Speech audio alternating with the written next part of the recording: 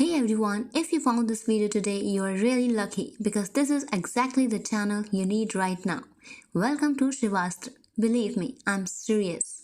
In this video, I will be covering at least 16 important poems from your BEGE 143 paper with the quick summaries and stanza-wise explanations in English only because you all are English honors students, right? So stay with me till the end and let's make sure you walk into the exam hall with full confidence. So let's begin. Our first poem will be A Boundless Moment. Here, A Boundless Moment written by Robert Frost. The poem A Boundless Moment was written by Robert Frost, a well-known American poet, famous for writing about nature, life, and deep emotions in simple language. This poem was first published in 1913 in his poetry collection A Boy's Will. In this short but meaningful poem, Frost shares a moment in early spring when the speaker is walking and sees something in the distance. At first, he thinks it might be flowers blooming early and something is magical.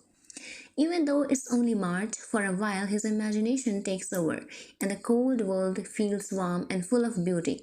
But then he realizes it's just a beech tree still holding on to last year's dead leaves. The poem shows how our minds can imagine beauty and magic even in simple, ordinary things, and how we often mix dream with reality for just a few lovely moments. It reminds us how powerful a small moment in nature can feel when we are truly present. Now, line by line explanation. Stanza 1. He halted in the wind, and what was that? Far in the maples, pale but not a ghost, he stood there bringing March against his thought, and yet too ready to believe the most. Here all the summary. In the first stanza, the poem begins with a true traveler walking through the woods in March, a month that's still cold and not yet full of spring color. One of them suddenly stops because he sees something far away among the maple trees. It looks pale and unusual, not quite a ghost, but still something mysterious. He pauses and begins to wonder what it could be. The wind is blowing and he starts to compare what he sees with what usually happens in March. Although it's not the time for flower or full spring, he still finds himself hoping or imagining that maybe it's something beautiful. His mind is confused, caught between what he knows is real and what he wants to believe. This stanza shows how people can let their thoughts and feelings be guided by imagination even when the season or situation says otherwise. Stanza 2. Oh, that's the paradise in bloom, I said, and truly it was fair enough for flowers. Had we but in us to assume in March such white luxurious of May for ours. In the second stanza, the other traveler, who is also the speaker of the poem, responds to the first man's confusion. He says, "Oh, that's the paradise in bloom," suggesting that it might be a group of lovely white flowers blooming early. He imagined the scene to be peaceful and beautiful like paradise. The speaker knows it's not the right season for such flowers. March is too early, but says that if people had the power to imagine beauty and hope, they could believe that March has the same rich, white blossom as May, a month of full of flower. He reflects on how human imagination and positive thinking can make even a cold, bare month feel warm and full of life. The message here is that if we choose to see things with hope and beauty, even a simple sight in March can appear magical, like May's bloom. Stanza 3. We stood a moment so in a strange world, myself as one his own pretense deceives, and then I said the truth and we moved on, a young beech clinging to its last year leaves. In the last stanza, the speaker admits something very human. He was fooled by his own imagination. He and his friend stood there for a moment, lost in the strange beauty of the scene, imagining it to be something special, but then the speaker tells the truth.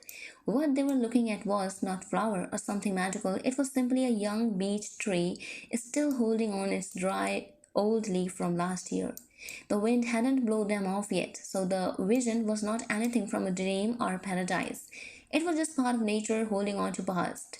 The speaker realizes that his imagination led him to see more than what was real. Still, that short moment of hope and wonder was meaningful. The poem ends with them moving on back to reality, showing the contrast between the dream and truth. Here's the overall summary of this poem. So basically, it's the introduction. So The first stanza is about a strange sight. The poem begins with the two people walking in the countryside. One of them suddenly stops because he sees something strange far away in the family maple tree. The object looks pale, but it's not clear what it is. It is not as scary as a ghost, but still mysterious. The traveler is confused. He tries to use logic to understand what he sees, but at the same time, he is ready to believe it might be something magical. The wind is blowing, and the scene around them is cold and still, just like March usually is. But this is a strange, pale sight make him wonder if there's something more to it. The poet wants to show that how our minds can sometimes play trick on us, especially when we are in a quiet, lonely place like the woods.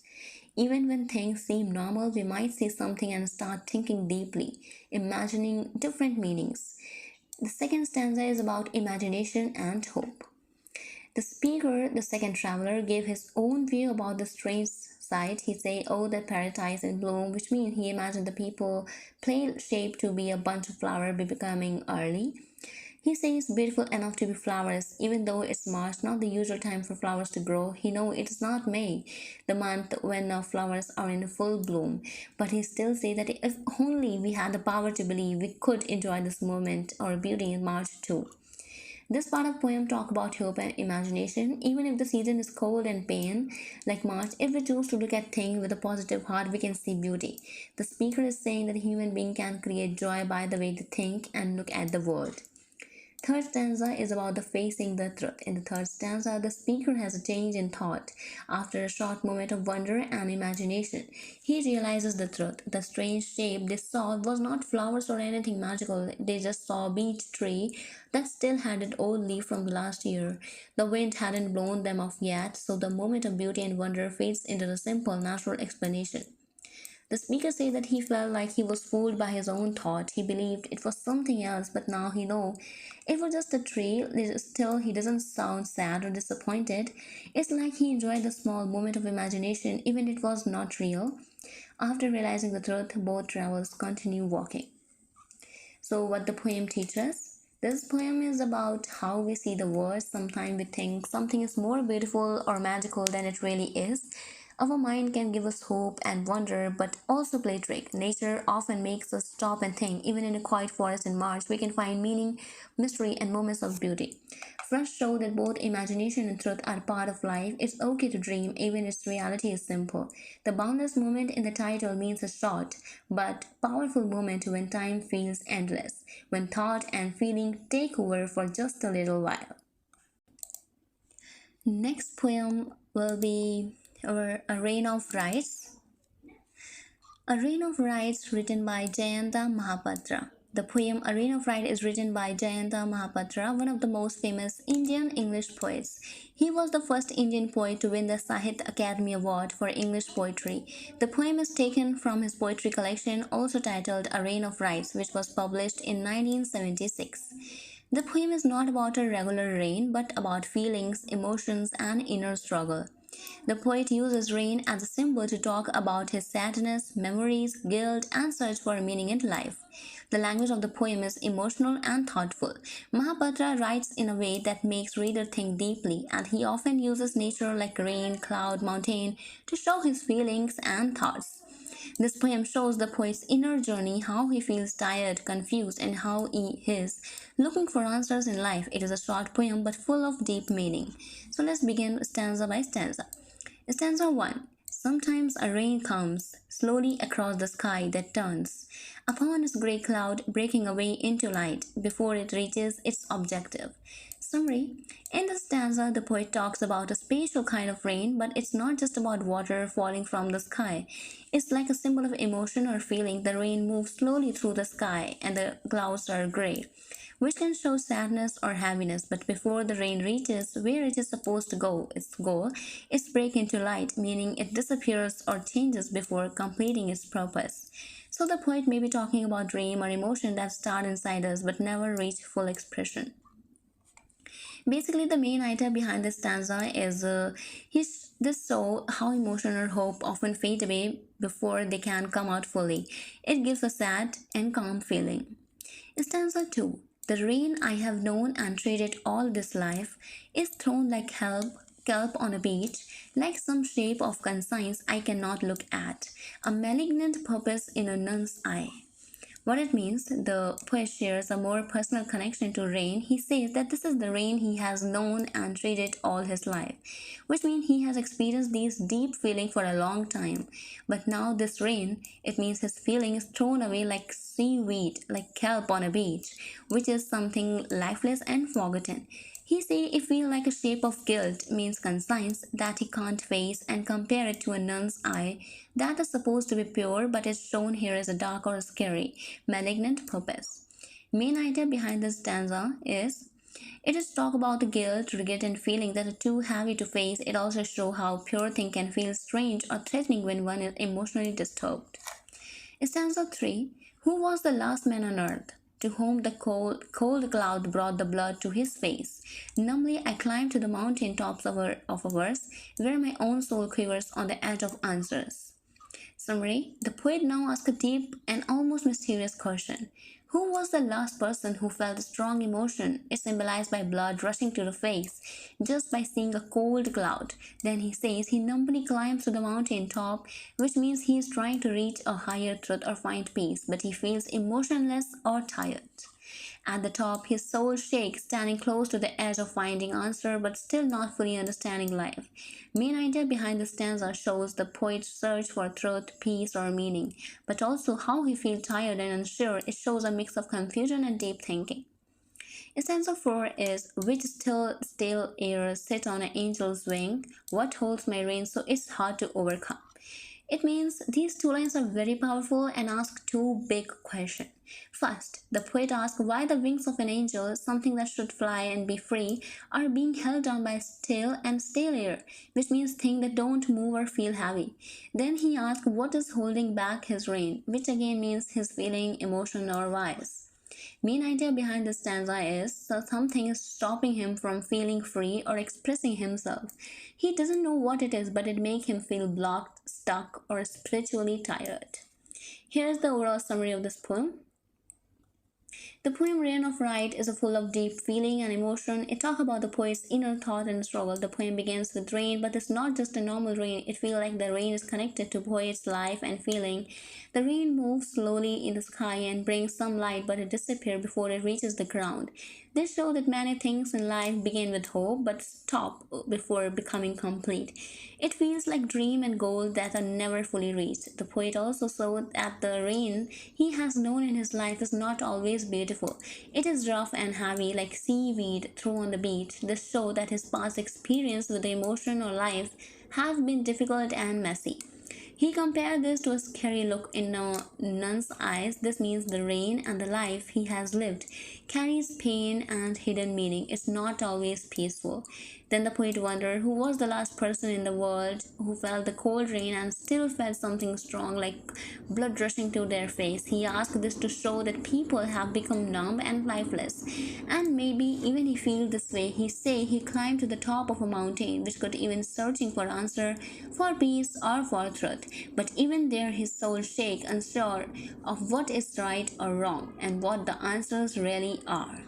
In the final line, the poet asks two big questions. What kind of air is sitting on the angel's wing? What is stopping his rain from falling freely?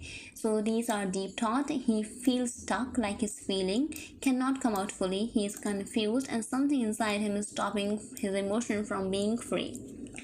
So in short, basically the poem talks about life, pain, emotion, and unanswered question. The rain is a symbol of poet's thought, dream, and feeling. Sometimes these feelings are soft and beautiful, but other times they are hard and painful. The poet feels like he has been holding in many emotions. He is searching for meaning, but even when he tries to understand, he feels lost and unsure. The poem shows how deep human feelings can be and how sometimes we all feel stuck, just like the rain in the sky. Our next poem will be A Widow's Lament in Springtime. A Widow's Lament in Springtime is a short lyrical poem written by William Carlos Williams, a famous American poet known for his simple, natural style of writing. The poem was published in 1935. The poem is about a widow, a woman whose husband had recently passed away, as the season of spring begins, which is usually full of happiness, flowers, and new life. The widow feels even more sad and lonely. The beauty of spring reminds her that her husband is no longer with her, and this makes her pain worse. Instead of enjoying the flowers and fresh green grass, she feels empty inside. The nature around her is full of life, but her heart is full of sorrow. The poem shows a big contrast how nature is celebrating, but the widow is still grieving deeply. This shows how personal loss can affect the way we see the world, even when everything around us looks beautiful and joyful. Here's the line by line explanation. Line 1 to 6. Sorrow is my own yard where the new grass flames as it has flamed, often before but not with the cold fire that closes round me this year. In the beginning of the poem, the widow expressed that her sorrow has taken over her life, as if sadness is now part of her own yard, the space around her and inside her. Even though the new grass is growing brightly like it always does in spring, it doesn't bring her happiness. Instead, it feels like a cold fire, which means something that looks beautiful but feels lifeless and painful to her. This year, spring feels colder and more empty because of her deep grief after losing her husband. What once brought comfort now feels distant and hollow. Lines 7 to 10. 35 years I lived with my husband. The plum tree is white today with masses of flower. The widow shares that she had lived with her husband for 35 years, showing how long and close their relationship was. Now, in the spring season without him, she notices the plum tree in her heart yard full of white flowers. While this might seem beautiful to someone else, for her the blooming tree is just a painful reminder of what she has lost. The contrast between the fresh, blooming world and her heavy heart make the beauty of spring feel meaningless to her. Line 11 to 19. The plum tree is white today with the masses of flower. Masses of flower load the cherry branches and colors some bushes, yellow and some red, but the grief in my heart is stronger than they, for though they were my joy. Formerly today I notice them and turn away forgetting.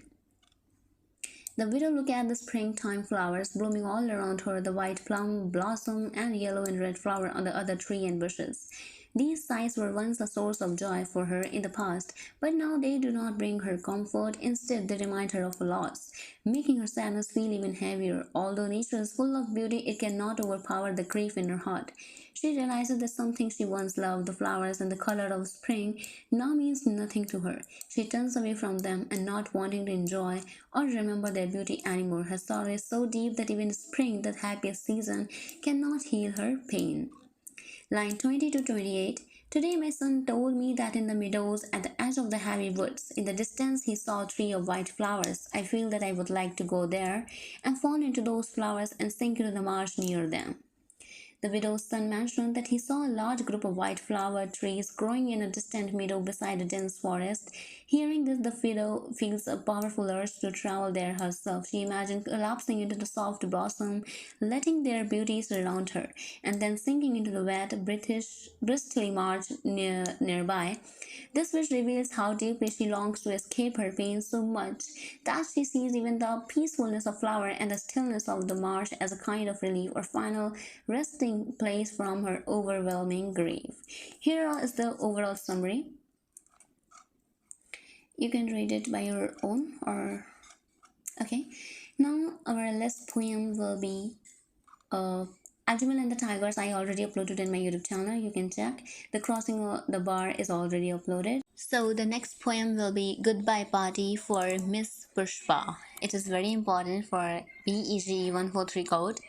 So basically, Goodbye Party for Miss Pushpa TS, written by Nissim Ezekiel, is a funny and light poem. It was written and published in 1976 as a part of Nissim Ezekiel's poetry called collection Hymns in Darkness. The poem is known for his simple style, humor, and Indian touch.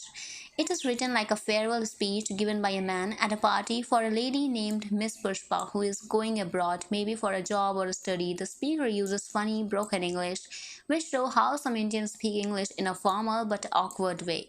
This makes the poem humorous. The poet is making fun of Miss Pushpa, but of the way people talk in such events. The poem also shows how kind and helpful Miss Pushpa is. Here it is the line by line explanation. I'm not gonna read it. I will tell you the overall summary of this, okay? So, overall summary of that, the poem Goodbye Party for Miss Pushpa TS is written by Nissim Ezekiel. He wrote this poem in a humorous way to show how some Indians speak English in a mixed or incorrect way, especially during formal events like farewell speeches. The poem is not very serious, instead, it is a funny and light. It gently makes fun of the way people try to speak fancy English in public but often make a small mistake or speak in an awkward way.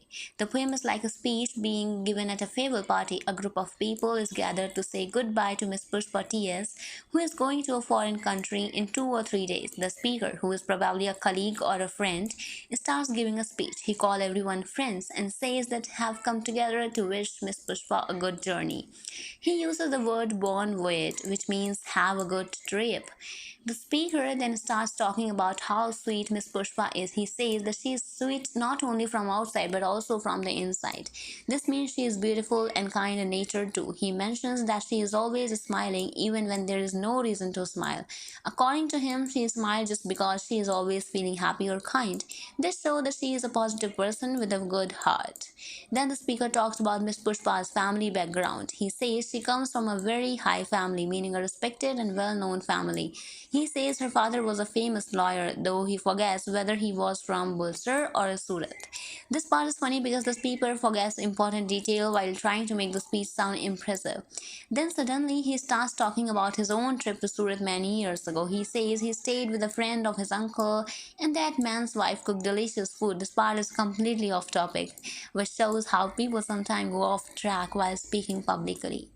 After that, he returns to the topic and starts talking about Miss Pushpa again. He says she is very popular both among men and women. Everyone likes her. He gives example of her helpful nature. Whenever he asks her to do something, she always said, "Just now only I will do it." This strange sentence is actually a typical way some Indians translate Hindi phrases into English. It shows eagerness and willingness to help, even if the English is not correct. The speaker says this shows a good spirit, and he always appreciated for her good nature and attitude. The speaker continued praising her by saying that Miss Pushpa never says no to anyone. Whatever someone asks her to do, she always agrees and tries to help. She is cooperative and kind to everyone. Now that she is going abroad to improve her future, the speaker says that they all wish her the best of luck. Again, he uses the phrase bon voyage, which means safe and happy journey. At the end of the poem, the speaker invites other people at the party to speak and share their thoughts. Then he says Miss Pushpa herself will give a short speech in the end to thank everyone. So, what is special about this poem? This poem is special because it shows how some Indian people speak English in a funny and different way. The poet uses wrong grammar and strange sentences on purpose. He is not making fun of anyone but just showing how English is spoken in India. The poem is written like a farewell speech. The speaker talks with love and respect about Miss Pushpa. He says she is kind, helpful, and always smiling. Even though the poem sounds funny, it is also very friendly.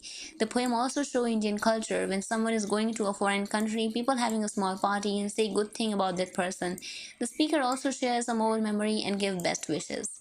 Basically, the conclusion is it is a funny and meaningful poem. The poet makes the speech sound funny by using incorrect grammar and awkward English, but the message of the poem is very positive.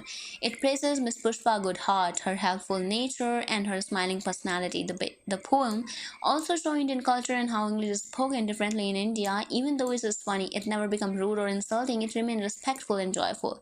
The poem teaches that language is not always about being perfect. Sometimes even broken or funny English can show love, respect, and real feeling. This is what makes the poem so enjoyable and special.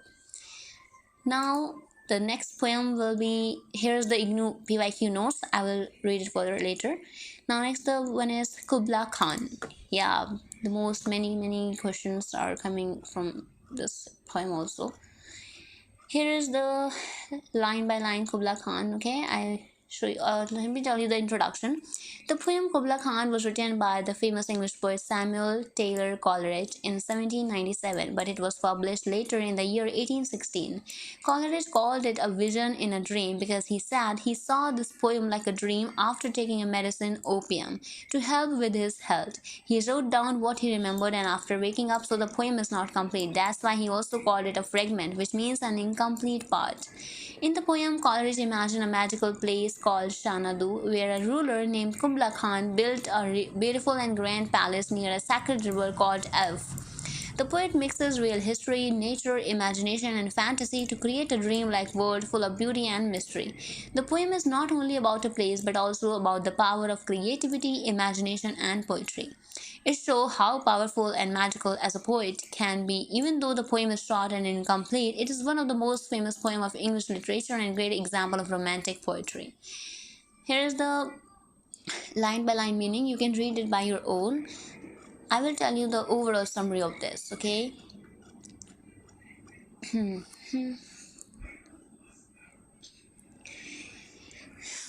So basically, the main important thing is the magic and mystery in Kubla Khan. So the poem Kubla Khan by Samuel Taylor Coleridge is full of magical and mysterious images that make the reader feel like they are in a dream.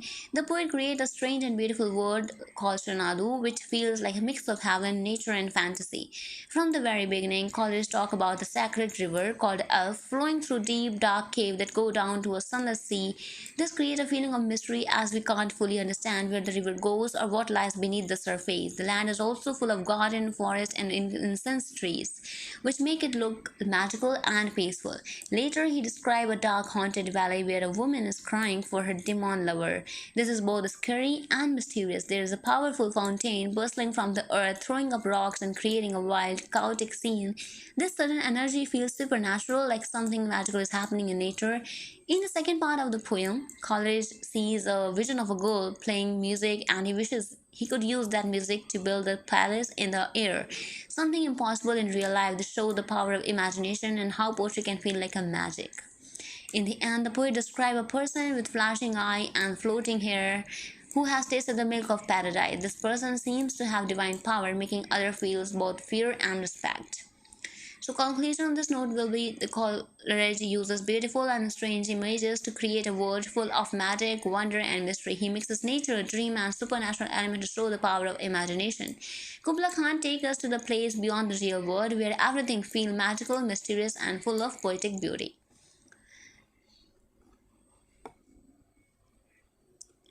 So here is the line by line explanation. You can read it by your own. It is written in very simple words. Okay. Now let's go on to the next poem, which is the Ode to Bombay. Okay, so Ode to Bombay is also I wrote the line by line explanation, and here's the overall summary. So let me tell you the first introduction. The poem Ode to Bombay was written by Dilip Chatre, a well-known Indian poet, and it was published in 1978 in his poetry collection. Traveling in a Cage, the poem is a powerful and emotional expression of the poet's love and pain for the city of Bombay, now Mumbai. It is not a happy poem, instead, it shows how the poet feels tired, broken, and disappointed with the city that once gave him dream. The poet had once promised to write a beautiful poem for Bombay before he died, but in the end, he feels the city has taken everything from him: his peace, his energy, even his creativity. The poem uses strong images like fire, smoke, music, and destruction to show how Bombay has become a place of noise, violence, chaos, and suffering. Through this poem, Dilip Chatre shows that while Bombay is full of life and energy, it can also be cruel, cold, and heartbreaking. The poem feels like a sad goodbye to a city that one poet once loved deeply, but now he feels hurt and empty because of it. Okay, so let me tell you the overall summary. Uh, The poem Ode to Bombay is written by Dilip Chatre, a well-known Indian poet. In this poem, he talks about his deep, even emotional connection with the city of Bombay. The poem is full of feeling, memory, pain, and beauty. It is not just about the city itself, but also about how the poet feels tired, broken, and sad because of what the city has done to him. The poem begins with the poet saying that he had promised to write a poem for Bombay before he died. Now he's fulfilling that promise. Right from the first line, we can see that the poem is serious and emotional. It is not a happy poem. It shows how the city affected the poet's heart and mind. The poet uses many strong and strange images in the poem. He talks about diamond storming out of a black piano, which gives us a picture of something beautiful coming out of a darkness and pain. This could mean that even though Bombay has been hard and harsh for him, there are still moments of of beauty in it. He says that he is falling at his own dead feet, which means he feels lifeless and tired and broken. He is letting go of the city by writing this poem. He said that the city is like music coming out of silence. It has been a part of him for so long, now he is trying to release it. In the very next part of the poem, the poet talks about how deeply Bombay is inside him. He says city bridges are tied to his bone and the railway lines are like his veins. This means Bombay is not just a city he lived in, it became a part of his body and soul. The crowded houses, machine, temple, and even brothels are stuck in his head. All of this shows how Bombay lives inside him, both the good and the bad. But now he wants to let go it all. He wants to free himself from this heavy feeling. Further, he says, goes out of him like a spiral of stars. This means it leaves his body slowly, beautifully, also painfully. It feels like a funeral, a sad goodbye that moves slowly through time. He uses words like flame, fire, and burning to show how intense and painful his experience with the city has been. He says he walked out of a murder and riots, which means he has seen and experienced violence in the city. He has read about unknown people who suffered. He also says he sleeps on a bed of burning languages, which show that Bombay is full of different people, different language, sometimes angry or a louder speech. All of this made the poet feel weak, tired, and broken. He feels like Bombay has taken away a lot from him. He had once promised the city an epic, which means a big, long, beautiful poem. But now he says that city has robbed him. It has made him feel like rubber, just broken stone. The city did not let him fulfill that dream, so instead of writing an epic, he writes a short and emotional poem. He ends the poem by saying the concerto ends, which means the music, the poem, and his connection with Bombay is now finished. Overall, the poem shows the poet's mixed feeling. He once loved Bombay. He had big dreams and strong emotion for the city. But after living there and going through pain, pressure, violence, and sadness, he feels destroyed. Still, the poem is not rude or angry. It is full of emotion, honesty, and acceptance. He is not blaming Bombay completely. He is just saying that it gave him both beauty and pain, and now he wants to say goodbye. In simple words, Ode to Bombay is a farewell poem where the poet says goodbye to the city that gave him memories, inspiration, suffering, and struggle. The city is a part of him, and now he wants to remove it from his body and mind. The poem is sad but also beautiful. It talks about life in Bombay, both the bright and the dark part. For Ignou exams, you can remember that this poem is personal and emotional expression of Dilip Chatre, where he say goodbye to Bombay in a poetic and honest way, okay? That's all for part 1. 6 important poems done. Part 2 with the rest is coming soon. And don't forget to like, share and subscribe to SHIVASTRA. And yes, the free PDF is in the description. Download it and start your quick revision. All the best for your exam and see you in the part 2. Har Har Mahadev.